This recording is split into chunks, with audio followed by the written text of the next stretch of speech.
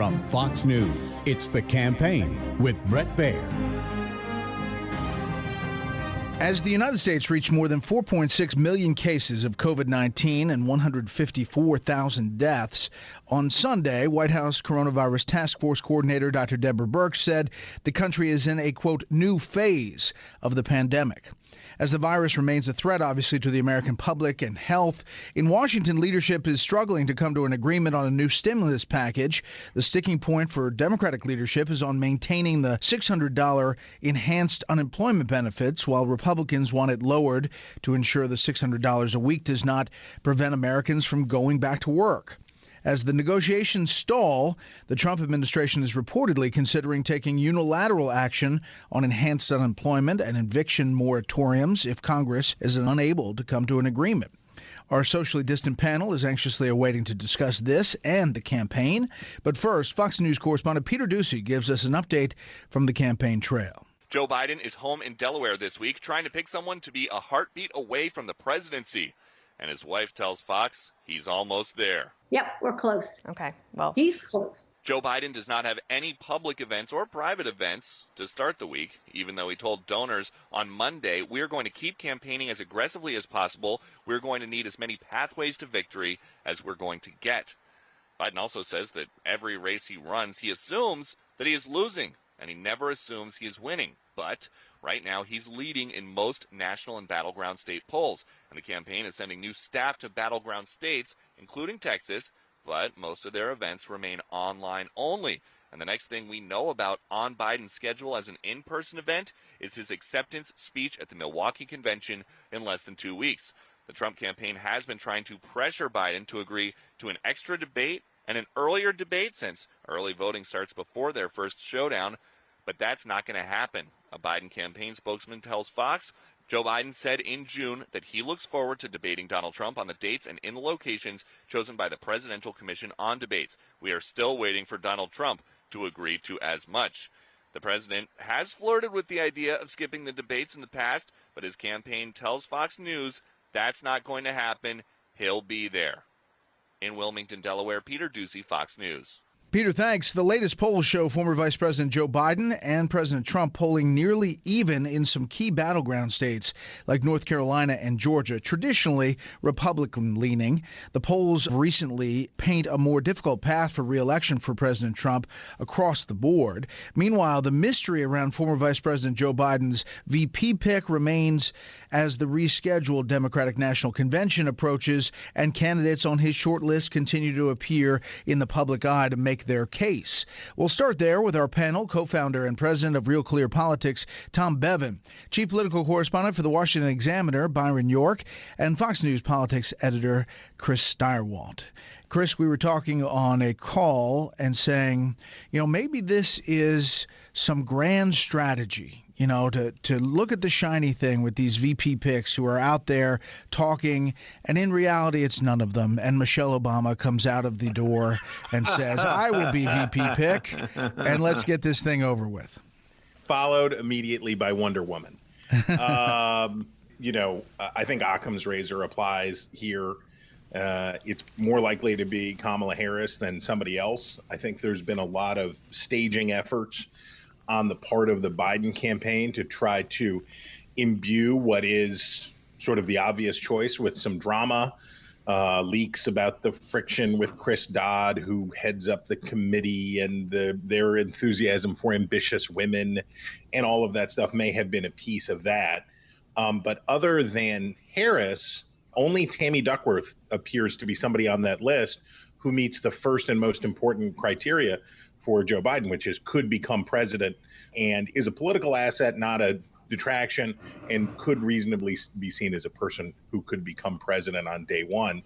But in the meantime, I guess we can say Biden is getting a lot of fundraising and a lot of surrogate work out of a lot of people who think they're on that short list. Tom, a lot of people look to Karen Bass, the congresswoman from California, and they said she checks a lot of boxes, and she has an interesting history and the Congressional Black Caucus. And then this story comes out and reminds people of her activities about supporting Fidel Castro, wishing him, well after he died, and kind of some of her past Cuba statements that really would be a problem in Florida.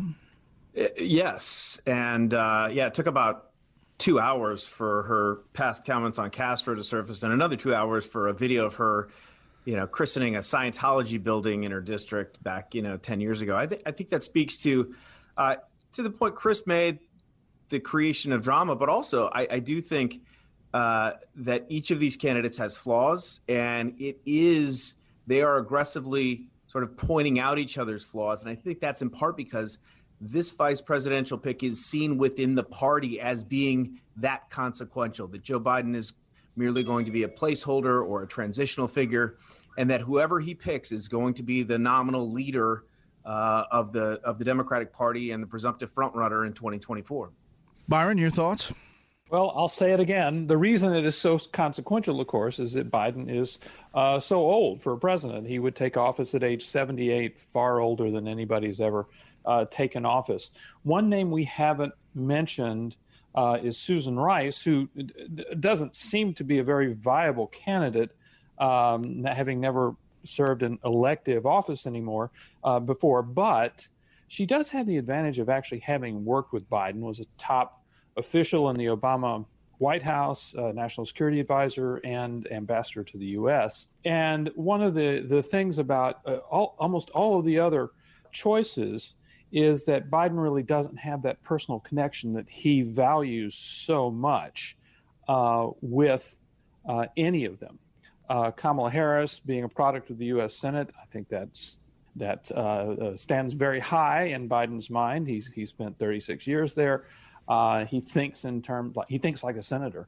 So I think that gives her some advantage there. I agree with Chris that Harris has been the front runner the whole way. But it is interesting that this thing is dragging out a little bit.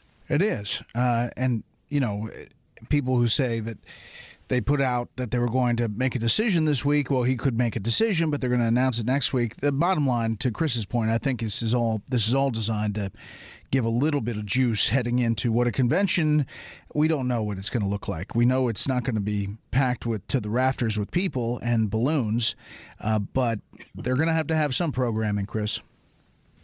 Yeah, and the American political convention has been a meaningless, quasi-meaningless activity, basically an infomercial for these parties for a long time, for decades.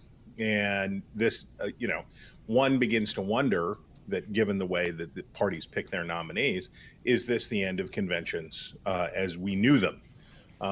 There's a strong impulse for the parties to want to get together, but really this comes down to a television production job. Who can produce the hashtag content and how can they produce it in such a way that is compelling, that makes it into the news so that you're playing it on special report, 1 week after another. Who can do that job? Trump is quite a television producer. There's no question about it. He has the experience in the field in a way that no president ever has. But Democrats have a lot of people from Hollywood. Democrats have a lot of people who are slick at this stuff. So I think the goal is going to be to try to create something that feels like is slick but authentic at the same time. It's going to be like those NBA games, if you watched them, right, where they have the virtual fans. I mean, it looks like a video game practically. It does not feel – it feels like a simulated event, really, and I suspect the conventions are going to have a bit of that to it.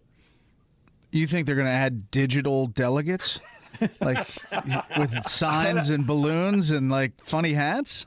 Not necessarily, although they might, but I just think it's going to be unlike anything that we've – to Chris's point, they're going to try and replicate what we're used to, what we've been used to for the past, decades with the balloons and the cheers and all of that, but without having any of that live. And so it's going to be a very odd it's going to be a really odd experience, as has been almost this entire campaign. Well, I'll share some inside baseball here. We are going with a much smaller footprint, and we're going to Milwaukee. Martha and I will be anchoring coverage from there each night and our respective shows. Very small footprint for Fox, but I think we're the only anchors actually going from any network that I've seen so far, number one. Number two, We had our tickets to Jacksonville.